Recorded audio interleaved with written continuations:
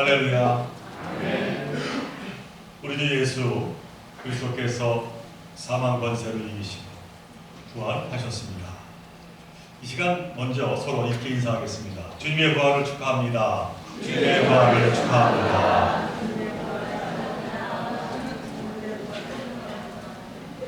부활의 아침, 부활의 기쁨이 여러분들 가운데 충만하시기를 주님의 이름으로 간절히 축원드립니다. 지금부터 2000여 년 전 주님이 십자가에 달려 돌아가시고 무덤에 갇혀 계셨던 이틀 동안 세상은 어두웠습니다. 주님을 따르던 제자들에게는 하늘이 무너지는 충격이었습니다. 그리고 주님을 지켜드리지 못한 또한 제자들의 마음은 온통 절망과 무기력함, 더 나아가 분노로 사로잡히게 되었을 겁니다. 이제 무엇을 해야 할지 도무지 감이 잡히지 않았을 것입니다. 그저 멍한 상태로 머물러 있었을 것이다 라고 하는 것이죠. 그러나 역시 강인한 것은 여인들입니다. 여인들은 안식 후 첫날 이른 새벽에 제일 먼저 무덤으로 달려갔습니다. 향유로 주님의 시신을 닦아드리고 싶었기 때문입니다. 그러나 여인들은 천사를 통해서 천만 뜻밖의 소식을 듣습니다. 주님이 살아 계시다 라고 하는 그러한 소식이었습니다. 너무나 기쁜 소식이긴 했지만은 믿기가 어려웠습니다. 마가복음은 여인들이 느낀 당혹감을 이렇게 표현하고 있습니다. 마가복음 16장 8절의 말씀입니다. 여자들이 몹시 놀라 떨며 나와 무덤에서 도망하고 무서워하여 아무에게 아무 말도 하지 못하더라. 이는 죽은 사람이 살아난다는 것은 상상할 수 없는 일이었기 때문입니다. 그 후 여인들은 정신을 수습한 후에 주님의 부활을 제자들에게 전했습니다. 그러나 제자들 역시 그 증언을 어처구니 없는 말로 듣습니다. 누가복음 21장 11절의 말씀입니다. 사도들은 그들의 말이 허탄한 듯이 들려 믿지 아니하니라.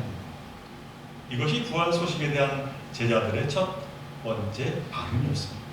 이처럼 부활 소식에 사람들이 처음부터 할렐루야 아멘 하고 반응한 것이 아니었다라고 한 것입니다.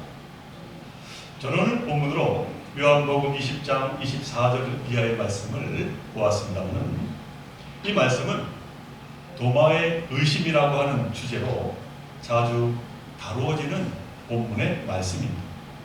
사람들은 들려 제자 도마의 이름 앞에 의심 많은 이라는 수식어를 붙입니다. 그는 참 믿음이 무엇인지 알지 못하는 일종의 부족한 제자로 그렇게 취급을 받았습니다. 자, 그러나 정말 그런 것일까요? 주님이 제자들을 찾아오셨을 때 도마는 그 자리에 없었습니다. 나중에 제자들을 통해 주님이 부활하셨다 하는 그 소식을 전해 들었을 때 도마는 그 말을 순순히 받아들일 수가 없었습니다. 이성적으로 납득할 수가 없었기 때문입니다. 그래서 그는 나는 내 눈으로 주님의 손에 난 못자국을 보고 내 손가락을 그 못자국에 넣어보고 또 내 손을 그 옆구리에 넣어보지 않고서는 믿지 못하겠소 하며 말을 합니다. 그는 매우 이성적인 태도를 보였다는 것이죠. 자, 그런 일이 있고 난 후 여드레 뒤에 제자들이 다시 집에 모여있는데 그때 주님이 그들 가운데로 들어가셔서 평안의 인사를 건네십니다. 그리고는 예수님은 이 도마에게 내 손가락을 이리 내밀어서 내 손을 만져보고 너의 손을 나의 옆구리에 넣어보라. 그래서 의심을 떨쳐버리고 믿음을 가져라. 그렇게 말씀을 하십니다. 오늘 본문 27절의 말씀입니다. 자, 그러니까 이 주님은 도마의 회의적인 생각, 의심의 생각을 책망하기는커녕 그를 다른 믿음으로 인도하기 위해서 당신의 상처를 내어 보셨다라고 하는 것이죠. 저는 이 본문을 보면서 여러분과 함께 이러한 질문을 던져보고자 합니다. 왜 하필이면 주님의 부활을 알아보는 표가 상처난 못 자국인가? 라고 하는 것이죠. 왜 상처난 옆구리를 부활의 표로 보이고자 하셨는가? 라고 하는 물음입니다. 예수님의 목소리와 모습만 보더라도 부활을 알기에는 충분하지 않은가? 라고 하는 것이죠. 그렇지 않겠습니까? 물론 도마가 그것을 원했기 때문이라고 생각해 볼 수 있습니다. 그러나 그것보다 더 중요한 진실을 오늘 본문은 우리에게 말씀하고자 했다라고 하는 것이죠. 다시 말하면 유일하게 요한복음에서만 기록된 이 도마를 통한 주님의 상처난 못자국을 강조한 데에는 그만한 이유가 그 안에 분명히 있다라고 하는 것입니다. 그리고 그 이유란 다름 아니라 이 요한복음은 당당히 부활한 승리자 예수가 아니라 상처 입으신 주님의 부활을 우리 앞에 이제 드러내고자 하셨다라고 하는 사실입니다. 우리가 한두 번 이상은 들어본 이야기가 아닌가 합니다만 화상을 입은 어머니 얼굴을 보기 싫어하던 아들이 있었습니다. 그런 어머니를 부끄러워했고 사람들 앞에 그 모습을 드러내지 말 것을 어머니에게 요구하곤 했습니다. 그러다가 성인이 되어서 비로소 그 어머니의 얼굴의 화상의 비밀을 알게 되었습니다. 이 어머니의 그 화상 자국은 그가 아기일 때 집에 불이 나자 그를 구하려고 죽음을 무릅쓰고 불구덩이 속에 뛰어들었다가 얻은 그 어머니의 화상의 상처였다라고 하는 것이죠. 이처럼 주님이 보이신 손의 못 자국은 바로 우리 한 사람 한 사람의 죄를 대속하기 위해 짊어지신 주님의 고난의 흔적이다라고 하는 겁니다. 곧 그 못 자국은 옆구리에 난 상처는 사랑의 흔적임을 요한복음 우리에게 말씀하고 있는 것이죠. 바로 그 못 자국을 보고 그 상처의 아픔을 예리하게 느낄 때 우리는 바로 주님의 마음에 합한 자가 된다라고 하는 것이죠. 예수 그리스도의 부활은 관념이 아닙니다. 또는 대단한 신학적인 이론도 아닙니다. 삶을 통해 증명되는 진실입니다. 처음에는 여인들도 제자들도 주님의 부활을 믿지 못했습니다. 오히려 당혹스러워했습니다. 당연합니다.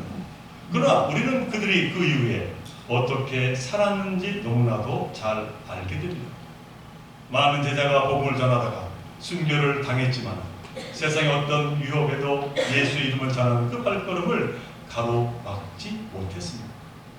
그들은 자신들이 겪은 그 놀라운 부활의 사건을 사람들에게 증언했고 그것이 그들의 삶을 완전히 바꾸어 놓았다라고 하는 것이죠. 이 제자들은 주님의 바로 상처난 못자국, 상처난 그 옆구리의 접촉을 통해서 새로운 존재, 부활의 존재로 거듭나게 되었다라고 하는 사실입니다. 이 주님의 손바닥과 옆구리에 난 상처에 손가락을 넣어본 후에 도마는 부활하신 주님을 진정으로 믿게 되었음을 성경은 말합니다. 그는 비로소 주님을 나의 주님, 나의 하나님이라고 부르고 있음을 봅니다. 오늘 본문 28절의 말씀, 도마가 대답하여 이르되 나의 주님이시요 나의 하나님이십니다. 주님의 몸에 난 상처라고 하는 구체적인 그 사랑을 통해서 이 도마는 생명의 문에 나가게 되었다라고 하는 것이죠. 그때 주님의 상처 그 못자국은 도마에게 거룩한 삶의 열쇠가 되었다라고 하는 것이죠. 상처 입은 자만이 상처 입은 일을 위로할 수 있다 하는 그러한 말이 있습니다만 우리의 주님이신 예수님은 우리의 연약함에 함께 아파하시는 분이십니다. 아니 스스로 아픔의 길로 나서시며 우리의 아픔을 치료하시는 분이십니다.